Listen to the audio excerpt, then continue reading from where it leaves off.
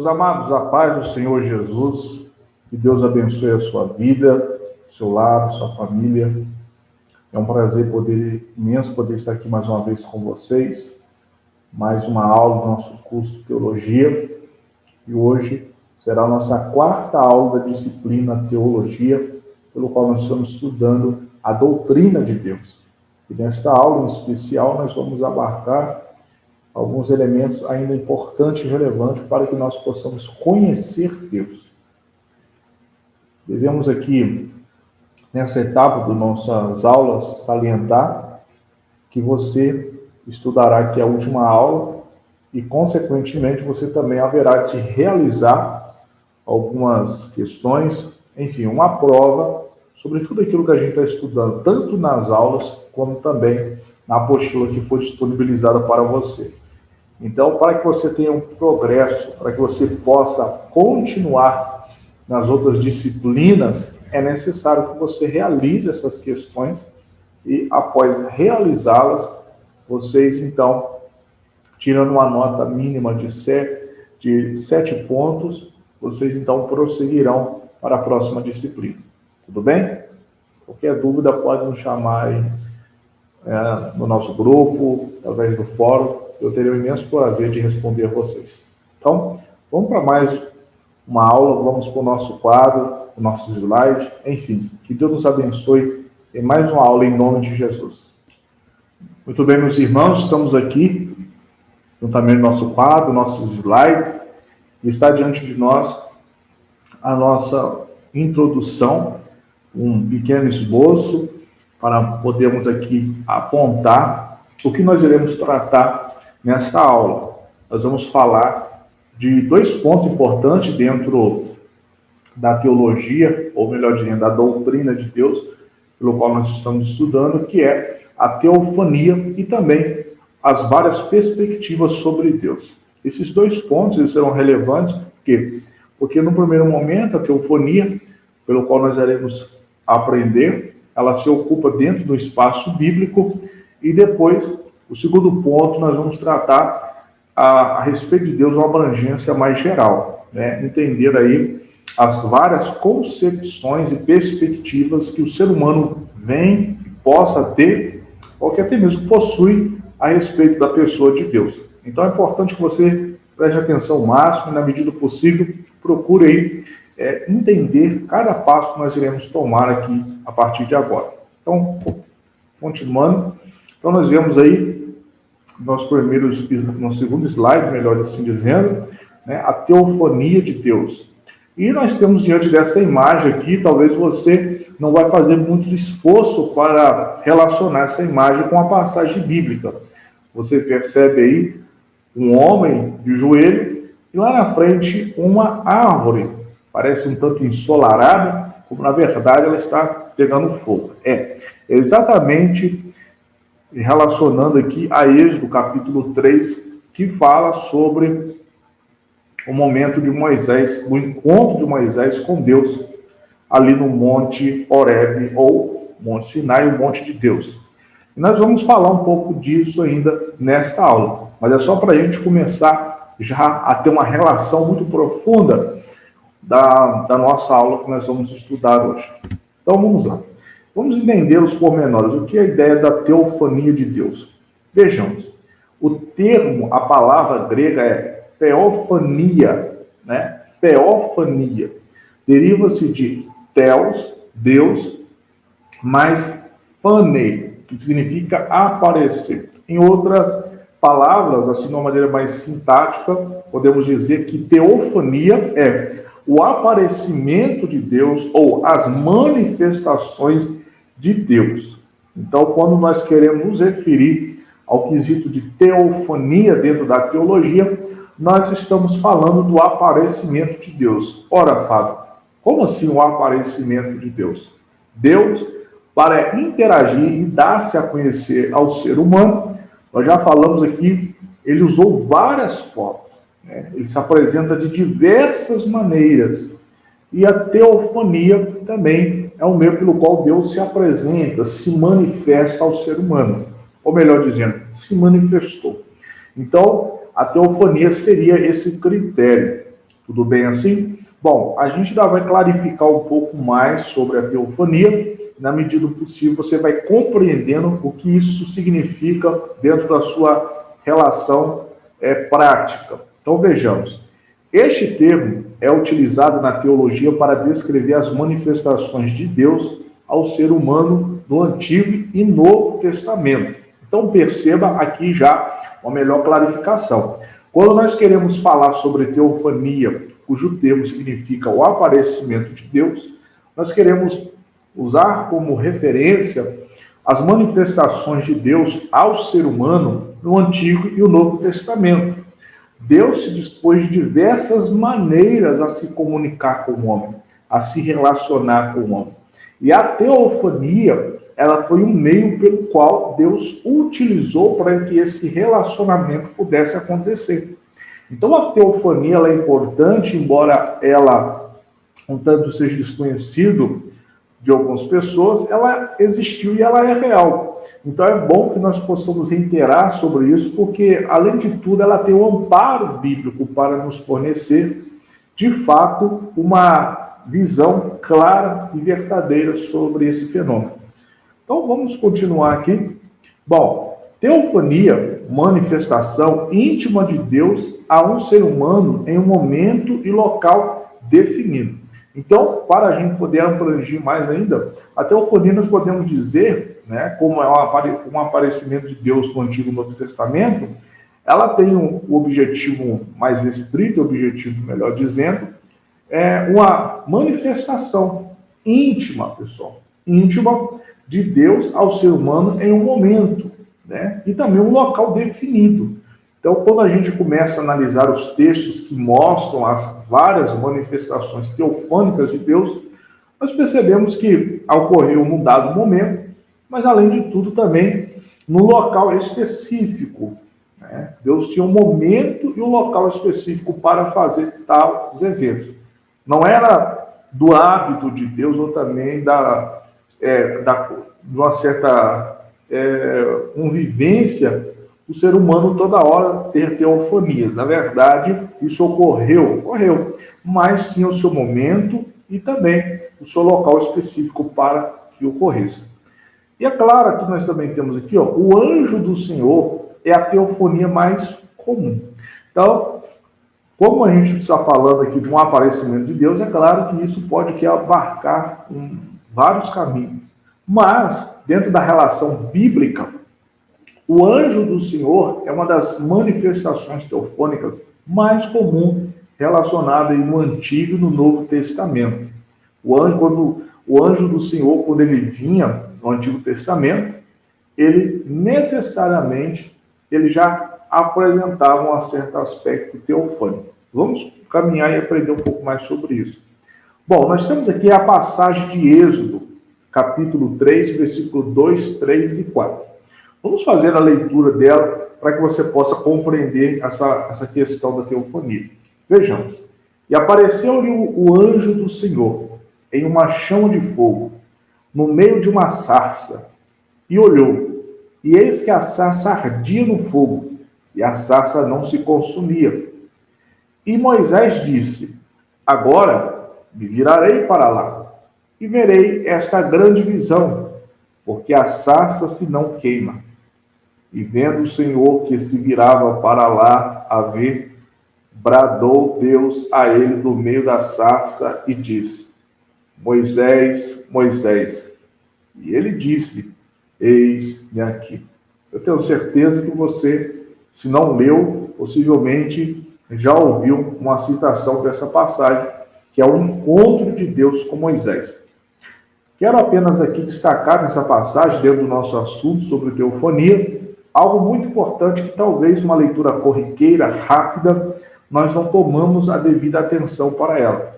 Que é o simples fato de, no versículo de número 1, nós temos a seguinte expressão: e apareceu-lhe o anjo do Senhor.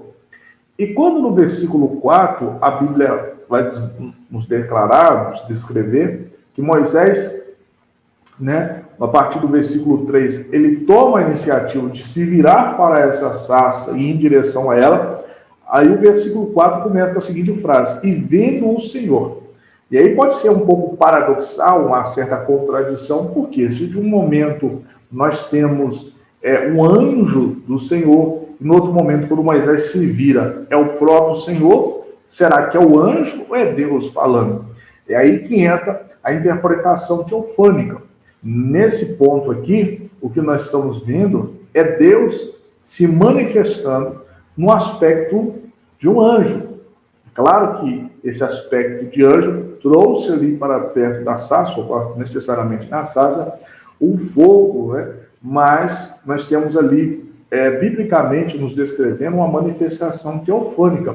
O anjo do Senhor, ele é o próprio Deus, é a manifestação de Deus Pai, no Antigo Testamento. Então, essa é uma manifestação teofânica que você pode já começar a compreender biblicamente. Existem outras, e várias no Antigo Testamento, inclusive. Você também pode conferir no material didático, vendo essa expressão, o anjo do Senhor. E é muito comum vermos necessariamente esse termo, anjo do Senhor. Perceba que nós não estamos falando que todos os anjos, pessoal, aqui vale, portanto, destacar isso, todos os anjos que aparecem no Antigo Testamento são uma manifestação teofânica de Deus. Há anjos que são anjos mesmo dentro da hierarquia divina. Há anjos como Miguel, Gabriel, há anjos normal como serafins, querubins. O que vai designar até então, dentro dessa interpretação teofânica, é o artigo que precede o substantivo anjo, que é esse o anjo. Normalmente, os intérpretes, os exegetas da Bíblia entendem que quando o anjo vem sem esse artigo, ele está falando de um anjo normal. E quando o anjo no Antigo Testamento ele vem precedido de um artigo, ou ele está querendo nos direcionar a uma distinção, se referindo ao próprio Deus se manifestando. Então, procure aí aprofundar um pouco mais, procurar essas passagens que utilizam-se desse termo para que você torne-se familiarização cada vez mais clara. Ok? Vamos continuar. Então, vejamos. A teofania contrapõe os argumentos do deísmo, pois a teofania ensina que o Criador não abandonou a criação, mas está presente para intervir nas atividades humanas, recompensando e punindo, orientando e cuidando. Bom, talvez vocês não sabem o que é o deísmo, nós ainda vamos falar um pouco dele nessa aula, mas eu já vou adiantando alguns pontos, só para que a gente possa considerar a importância da teofania para a visão geral sobre Deus. Por quê? Porque nesse ponto aqui, nós vemos que a teofania ela é uma manifestação de Deus ao ser humano. Então, isso nos coloca numa condição de entender que, do ponto de partida de se manifestar, de aparecer, de se relacionar, podemos assim dizer, não é um desejo humano, é um desejo do próprio Deus. E isso, é claro, contrapõe os argumentos sobre a perspectiva de Deus, que é o chamado deísmo. Como eu falei, nós já vamos falar sobre ele, mas eu já vou adiantar algo aqui. O deísmo, ele é uma concepção, né, filosófica, posso assim dizer também, que acredita num ser criador de todas as coisas, né? Chegou a um ponto que a filosofia ela não tem mais como negar que tudo que existe, né, tudo que nós podemos ver, tudo que é material, tem que vir de algum criador, porque não tem como essa ideia do Big Bang funcionar. E aí, eles então chegaram à seguinte questão: olha, se existiu de fato um criador, ele não mais se relaciona com o ser humano, ele não mais intervém nas coisas que ele criou, ele fez e sumiu, deixou para que nós decidíssemos tudo o que ocorresse através da razão. E quando nós vamos ler a Bíblia, nós percebemos que, mesmo após a queda do homem, Deus, através das suas diversas manifestações, inclusive a teofania, pelo qual nós estamos abordando, Deus não deixou o ser humano em quaisquer circunstância. Deus, ele continuou a trabalhar para trazer o ser humano de volta à posição que um dia ele havia caído. Então, nós temos que levar em consideração esse ponto, porque eu acho importante de entendermos, de compreendermos de fato que a teofania ela não tem um propósito apenas de Deus demonstrar o seu poder, embora isso ocorra. Mas a teofania tem de mostrar para nós que Deus, ele se preocupa, ele quer cuidar do ser humano e orientá-lo nas suas iniciativas. Pois quando nós vamos relacionando os contextos sobre as várias, necessariamente, manifestações pelo qual Deus fez ao ser humano teofanicamente, Deus estava querendo guiar, orientar, proteger, cuidar do ser humano. Então, esse é um ponto importante que nós devemos considerar sobre a teofania. Caminhando, então nós temos aqui um outro ponto dentro da nossa aula, né, que eu esqueci de colocar lá na nossa introdução, mas a gente se reitera aqui, que também é um meio de nós conhecermos a Deus, né, sobre um aspecto bíblico, que é o chamado antropomorfismo. Fábio, que palavra é essa, antropomorfismo? Bom, vamos ver então no slide. Vem do grego, antropomorphos, né? Ou antropomorphos. Pode assim usar essas duas expressões. Bom, vamos pegar aqui então para a gente entender semanticamente essa palavra. Antropo igual a homem, mais morphos, ou morphos, que é igual a forma. Então, se nós unirmos essas duas palavras que compõem o antropomorphos, nós temos aqui, então, a palavra forma de homem, né? Fábio, mas que é isso? Forma de homem? É isso mesmo. Nós temos na nossa língua portuguesa o antropomorfismo, dando o significado da semântica a forma de homem. Mas vejamos uma definição clara no slide que vai nos orientar melhor. Bom, atribuição de qualidades humanas ao ser divino, ou a ideia de que Deus ou os deuses têm alguma espécie de formato similar à anatomia humana. Então aqui ficou melhor para a gente compreender essa questão grega aí de anthropos, morphos, né? Aqui agora nós definimos para que você possa compreender. Então você percebe que nós já estudamos até em outras aulas e definimos que uma das características da natureza de Deus é que Deus, ele é espírito. E como espírito, Deus, ele é desvinculado de qualquer relação de matéria, né? Um espírito, ele não tem relação matéria. Então, as formas pelo qual o ser humano tem, como, por exemplo, eu tenho uma forma aqui na minha mão, né? Você tem algumas formas aqui que criam dedos. Isso aqui é devido à matéria. Mas se eu não tivesse matéria, essas formas necessariamente não existiriam. Como a forma da minha cabeça, a forma do meu pescoço, do meu ombro, isso tudo é dado à matéria. Deus não é matéria, Deus é espírito. Mas a Bíblia nos mostra em algumas ocasiões que Deus tem mão, Deus tem pés, Deus ele tem alguns aspectos, né, relacionados a uma forma humana. E é claro que isso pode criar na nossa mente uma certa contradição dentro daquilo que a gente está estudando, mas calme, que esse é o objetivo desse ponto, a gente poder explicar.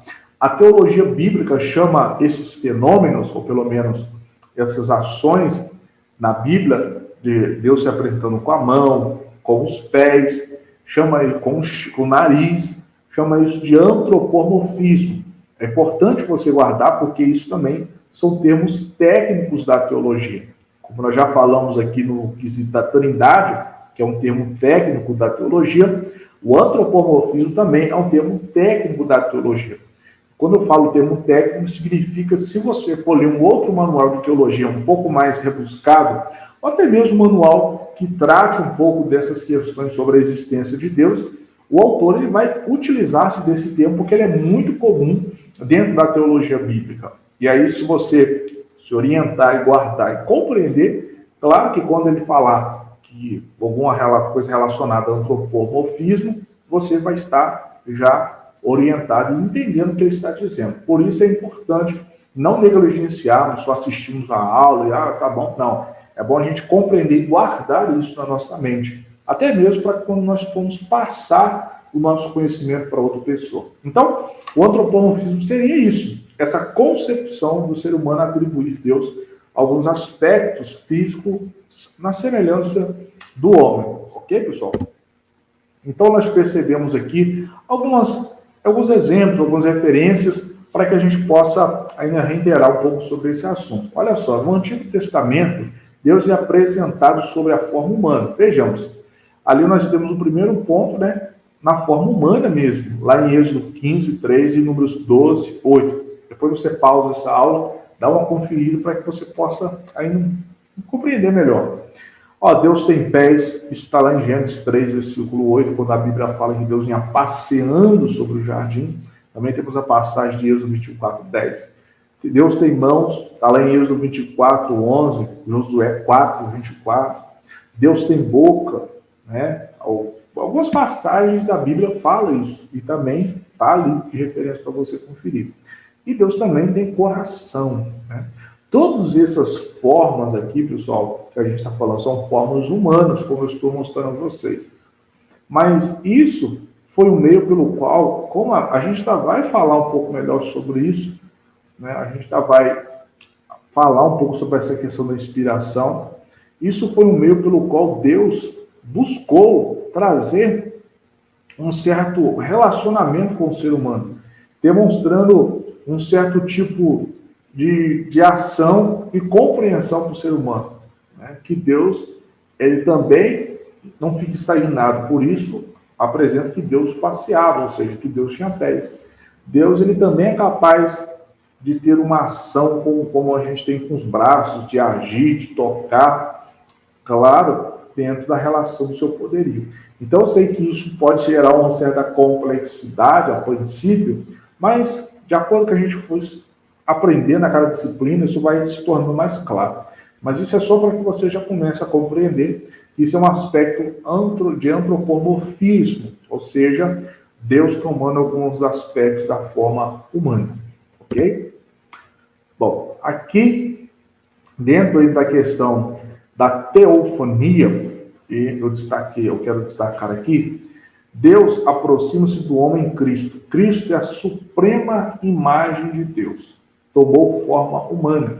Gente, nós estávamos falando de teofania, né? Quebramos ali um paralelo falando de antropomorfismo, mas aqui só para ressaltar a vocês, por exemplo, que dentro dessa constituição de teofania, pelo qual Deus ele buscava ou buscou necessariamente se manifestar ao homem através das várias manifestações como o anjo do Senhor, nós também temos, né, aonde se encerra, né, essa teofania. Será que ela acontece hoje? Não. Por quê? Porque nós vamos perceber que a teofania, a maior teofania pelo qual Deus fez o ser humano em forma de homem foi através da manifestação de Cristo. Então, Cristo, necessariamente, ele se torna a revelação máxima teofânica de Deus. Por quê? Aí nós vamos perceber aqui, ó, a partir da passagem que eu coloquei no slide para vocês. Porque Cristo tomou a forma humana, né? Ele apareceu em forma humana. Veja aqui uma relação teofânica e antropomórfica ao mesmo tempo, né? Nós falamos de antropomorfismo, por isso houve ali aquela quebra, para que a gente pudesse relacionar. Deus, ele se manifesta, aparece teofonicamente ao ser humano, uma forma de aparecer, e ele também toma uma forma antropomórfica, né? É claro que ali já não é mais um aspecto de linguagem, como o Antigo Testamento, mas agora até de uma maneira mais próxima, mesmo que Deus toma a natureza do ser humano. Aqui vejamos, nossa necessidade de empregar termos antropomórficos demonstra nosso atual baixo estágio no campo do conhecimento e da espiritualidade de Deus. Então percebo, por que Deus tende a se apresentar de uma maneira antropomórfica e teofânica ao mesmo tempo ao ser humano? Porque Deus percebe e entende, nós também devemos entender isso, que o ser humano, após o pecado, né, ele se decaiu de um relacionamento com Deus. Ele se decaiu de um conhecimento que ele detinha de Deus. E hoje, Deus, ele, para se revelar ao ser humano, ele fala na linguagem do ser humano. Diferentemente de antes da queda, pelo qual Deus falava com o ser humano, numa linguagem um pouco mais elevada, pois o ser humano ele ainda estava num estágio de obediência, num estágio de santidade um pouco mais além do que nós temos hoje. Deus agora ele procura ao máximo fazer com que o ser humano se entenda, e para isso ele se utiliza de um campo de compreensão entre do próprio ser humano, como é a relação de teofonia e também do antropomorfismo. Entendido assim? Vamos ver agora. Agora, dentro dessa parte da nossa aula, como eu falei, nós vamos falar aqui um pouco sobre as várias perspectivas sobre Deus. Fábio, o que é as várias perspectivas sobre Deus? Ora, gente, embora desde a nossa primeira aula nós estamos falando sobre Deus, sobre a existência de Deus, usando a Bíblia, falando a respeito daquilo que a teologia propõe a descrever a forma correta sobre Deus, o ser humano, é claro, em torno da história da humanidade, ele sempre procurou especular a existência de um ser transcendente, ou seja, de um ser além da realidade.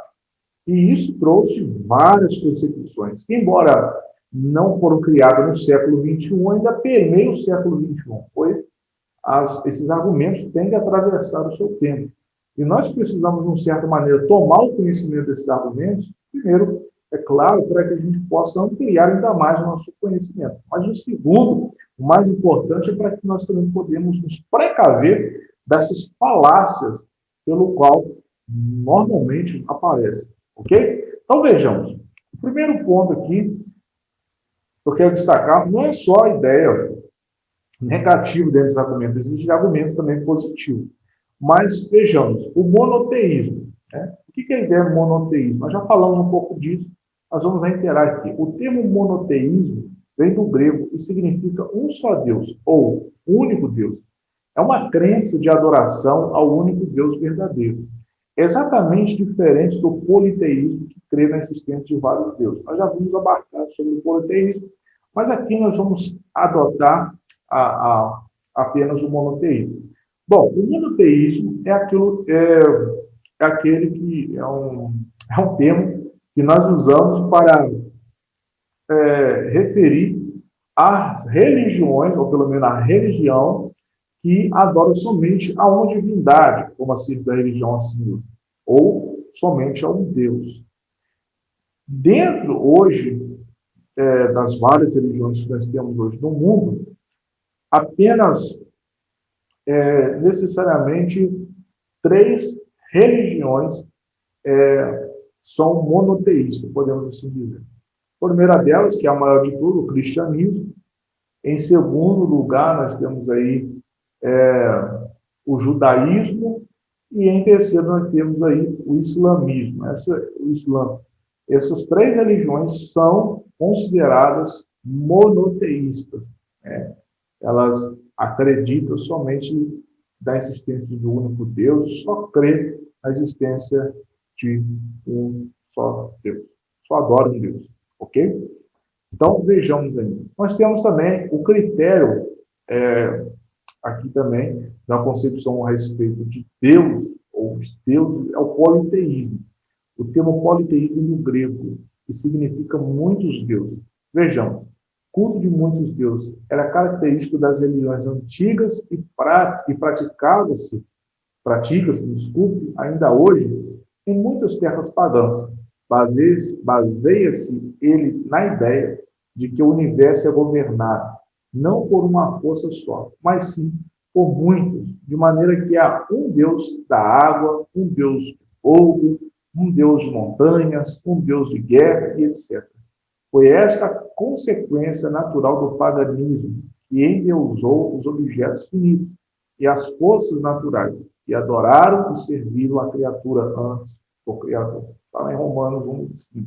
Enfim, quando a gente fala de um termo chamado politeísmo, né, o que eu estou fazendo aqui, basicamente, o que tem lá dentro do seu material, isso é importante, é você conhecer essa concepção, que é errônea. A primeira que nós citamos é a concepção verdadeira, né, que é a existência de um único Deus e que nós devemos adorar a um só Deus. Mas esse segundo politeísmo é uma crença, uma perspectiva equivocada sobre Deus. Por quê? Não acredita-se somente no único Deus, mas acredita em vários deuses. E como está bem claro aí, né, a adoração também é diversa. E isso tende, é claro, a ser uma visão distorcida daquilo que nós estamos aprendendo, inclusive daquilo que a Bíblia afirma sobre tal coisa. Então, é por isso que nós devemos tomar aqui esse ponto e também essa questão de entendermos que na relação de adoração pelo qual nós temos diante de Deus, Pai, Filho e Espírito Santo, ambos são um. Nós não podemos aderir à concepção politeísta. Ok, pessoal? Bom, tem um aqui pouco conhecido, né? É pouco conhecido, é a chamada o enoteísmo. O que é o enoteísmo? Vejamos. Do grego, henos, único, e theo, Deus. Enfim, a ideia aqui é o único Deus, mas não a adoração ao único Deus. Essa é a diferença. Talvez você agora, você está falando, você falou isso no primeiro ponto aí sobre o monoteísmo. Você vai falar de novo, só que agora num nome diferente? Não, preste atenção. Quando a gente fala de monoteísmo, nós estamos falando da adoração ao único Deus e, ao mesmo tempo, nós estamos falando também da existência do único Deus. Quando nós falamos do enoteísmo, nós estamos falando na concepção de adoração ao único Deus. Mas essa concepção, ela reconhece a existência de vários deuses ao mesmo tempo. Só para a gente complementar ainda no slide, vejamos, o termo criado pelo orientalista alemão Max Müller, por volta de 1823. Agora, vejamos aqui para ainda clarificar. Ao contrário do monoteísmo, que admite apenas a existência do único e verdadeiro Deus, o enoteísmo aceita, de igual modo, a existência de deuses menores. Como já falei aqui em outra aula, que a concepção do povo judeu do Antigo Testamento, antes do cativeiro, é uma concepção enoteísta. Eles acreditavam no Deus Javé, eles acreditavam no Deus Jeová, mas ao mesmo tempo eles acreditavam em outros deuses, porque você vê isso biblicamente. Que em várias ocasiões eles adoravam outros deuses. Se eles adoravam outros deuses, é porque eles acreditavam. Aí nós chamamos o enoteísmo.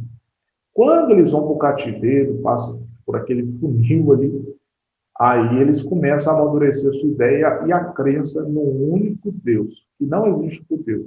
Como o próprio livro de Isaías, a passagem em questão que é escrita no período do cativeiro, diz: antes de mim, nenhum Deus se formou, nem depois de mim haverá.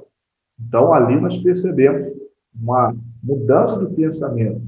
E depois do cativeiro, nunca mais vai existir um período em que Israel foi tendenciado, ou pelo menos tentado, a cair de novo na idolatria. É interessante isso por demais. Então, podemos separar os dois Israéis, Israel enoteísta e o Israel monoteísta. Tudo bem? Bom, nós temos também o agnosticismo. Vejamos, o termo grego do agnóstico significa não, mas gnosis, que significa conhecimento. Bom, a corrente filosófica afirma ser o homem incapaz de saber se Deus existe. Vejamos, foi o filósofo inglês Huxley que usou este vocábulo pela primeira vez. Então, o agnosticismo, ele defende essa premissa. Olha, o ser humano ele é incapaz de conhecer Deus. E isso, assim, a princípio é uma verdade. No segundo princípio, isso é uma verdade. Eu até aproveito esse ponto, gente, para aproveitar mesmo, já que a gente está falando já que a gente está estudando, a gente está aprendendo sobre a Bíblia, e é muito comum as pessoas até mesmo usar isso no aspecto de humildade. Ninguém conhece Deus, não tem uma música por aí, ninguém explica a Deus, ninguém conhece Deus. Eu sou totalmente contrário à lógica dessa música. Inclusive, ela vem contra a teologia, e me deixa mais irritado. Por quê? Porque se ninguém explica Deus, ninguém conhece Deus, toda e qualquer manifestação que é feita em nome de Deus pode ser aceita. Porque ninguém conhece, ninguém sabe. Então, como é que eu não posso julgar? Eu não posso criticar porque ninguém conhece. Pode ser Deus, pode não ser, enfim. Isso vira uma verdadeira problemática aí. E isso atrapalha, claro, no que diz respeito às Escrituras nos revelando a respeito de Deus. E esse sistema, os agnósticos, né, normalmente hoje, na sua maioria, eles são cientistas. Né? Eles são normalmente da área da ciência. Por quê? A área da ciência também toma essa premissa. Os cientistas já pesquisaram a existência das coisas e chegaram à conclusão de que um ser supremo inteligente criou toda essa realidade. Todavia, nós não podemos conhecer ele. É impossível que nós, seres humanos mortais, podemos conhecer. Então, eles são chamados agnósticos. E isso, é claro, no primeiro dado momento, dentro da concepção de realidade, é fato que a gente não pode conhecer Deus. Mas, através da Bíblia, nós podemos conhecer Deus. A Bíblia é o manual revelado que Deus quis que nós o conhecêssemos. Então, eu posso falar que eu conheço Deus pela palavra, através da oração. Então, nós não podemos cair nessa tendência agnóstica, pessoal. E tampouco aceitar essas falácias por aí. É claro, nós não podemos, como já falamos lá atrás, dizendo, conhecer tudo a respeito de Deus. Ninguém jamais vai ser doutor em Deus. Mas nós não podemos também aderir à ideia de que nós não conhecemos nada sobre Deus. Porque aí, como é que a gente vai obedecer a Deus? Como é que a gente vai amar a Deus? Como é que nós vamos respeitar e temer a Deus? Seria inviável, impossível. Essa lógica, ela não funciona. Bom, nós temos também um outro critério que o ser humano criou aí sobre a respeito de um outro aspecto, que é chamado panteísmo. Vejamos, o termo panteísmo é proveniente de duas palavras gregas que significam tudo é Deus. É o sistema de pensamento que indica Deus como o universo. Árvores, pedras, pássaros, terra e água, répteis e homens, todos são declarados parte de Deus e vivem e expressa-se a si mesmo através das substâncias e forças como a alma se expressa através do. Olha só. Bom, o panteísmo, como o agnosticismo, ele tem suas raízes cravadas na filosofia grega. E, embora não há isso, uma certa, ou posso assim dizer, coerência, ou pelo menos uma certa afirmação comum entre os estudiosos sobre quando ele veio existir, mas tudo se entende que ele já vem as suas raízes lá na Grécia, quando os próprios deuses consideravam o divino, ou seja, Deus, como a gente entende hoje, como a própria natureza. Né?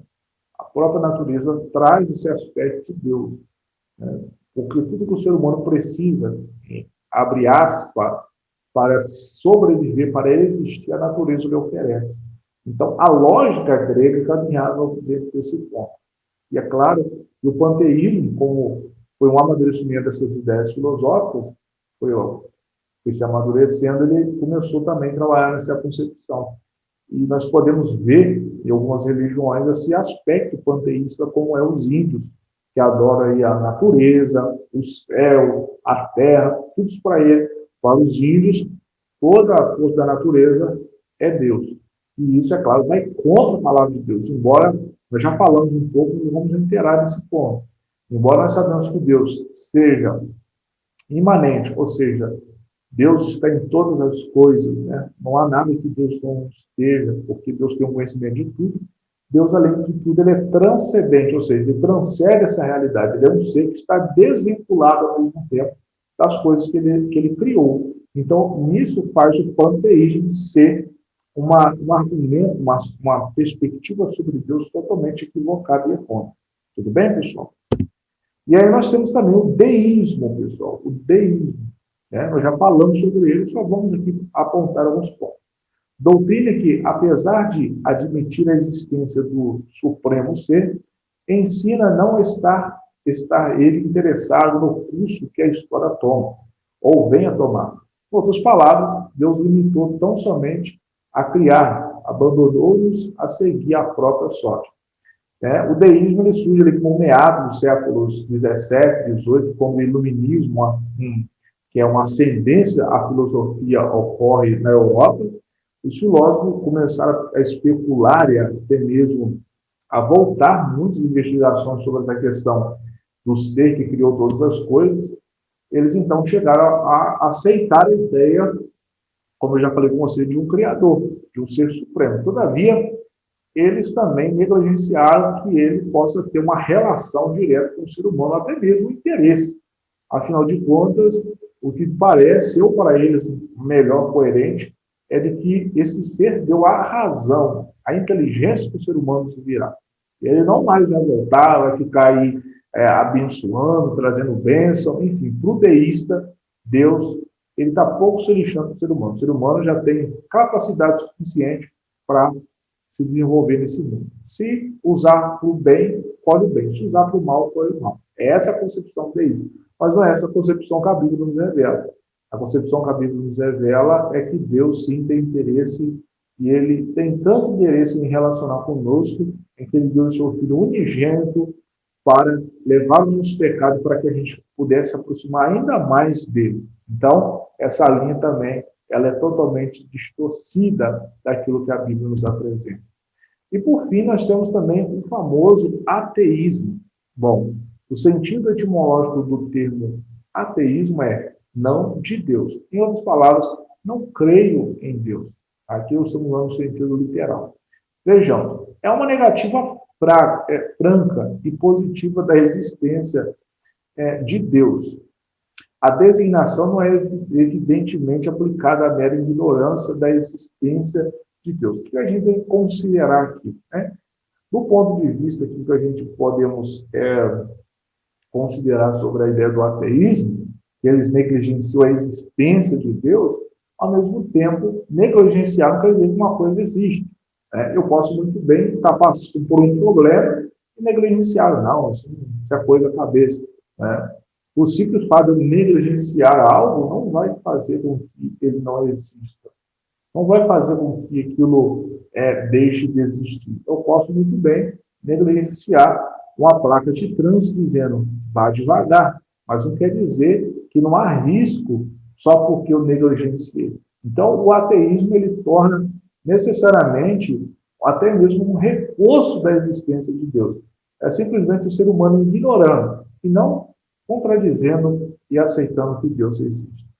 A gente indo aqui ainda, um ateu dogmático é aquele que se presume informando quanto às reivindicações teístas, mas nega enfaticamente a existência de Deus. É possível que um ateu consistente jamais tenha existido. Ele é um indivíduo esporádico, que forçou a intuição e a razão para fora do equilíbrio numa tentativa de defender uma premissa negativa adotada. Bom, e para ser bem assim, franco para vocês, em resumo do que a gente está lendo aqui, só para explicar em linhas gerais. Né? Normalmente, aquilo que a gente chama de um ateu dogmático, né? Aquele que defende uma linha de pensamento, é aquele que presume, ou seja, informando quanto às indicações teístas. Né? É uma pessoa que vai lutar contra, trazer argumento contra a existência de Deus. Mas ele vai também reconhecer que há possibilidade, ao mesmo tempo, né, da existência de Deus. Então, o que ele faz é negar tudo isso. Né? Não é que não há possibilidade dentro da linha lógica. É claro que existe. E muito maior daquilo que eles acreditam que não existe. Então, diante disso tudo, o que ele faz necessariamente é fazer uma negativa. Né? Não é criar argumentos que comprovem. Pelo contrário, é criar argumentos que massageiam o seu pensamento de negligenciar a existência de um ser criador, a existência de um Deus que opera e que faz todas as coisas da vida do ser humano. Então, o ateísmo, na sua maior parte, que são os ateus aí dogmáticos, aqueles ativismos, né, do ateísmo, são esses aí. Agora, só para a gente reiterar um pouco, existe o ateu prático, né? E muitos crentes se tornam ateus práticos. O que é o ateu prático, Flávio? Bom, na verdade, ele até acredita, entre aspas, no poder de Deus, na ação de Deus. Mas na sua iniciativa ele não pede oração, ele não busca orientação de Deus e sua vida parece que anda, ao mesmo tempo, como se Deus não existisse. Esses são chamados ateus práticos. Ok? E aí, pessoal, aqui nós terminamos a nossa aula. Bom, aqui nós terminamos a nossa aula por hoje. E eu quero, mais uma vez, agradecer a você que está aí do outro lado. Eu espero, dentro dessa primeira disciplina, poder ter contribuído muito para o seu crescimento das Sagradas Escrituras, para o seu crescimento espiritual. Eu espero poder contar com você na nossa próxima disciplina, que nós iremos estudar, que é a disciplina Cristologia. Nós falamos do Pai, Deus. Nós vamos falar agora de Cristologia. Nós vamos estudar sobre a doutrina de Cristo. Eu espero contar com você na nossa próxima disciplina, que será um grande prazer poder estar com vocês aqui e que Deus certamente há de nos abençoar. Amém? Que Deus abençoe. Eu volto na próxima.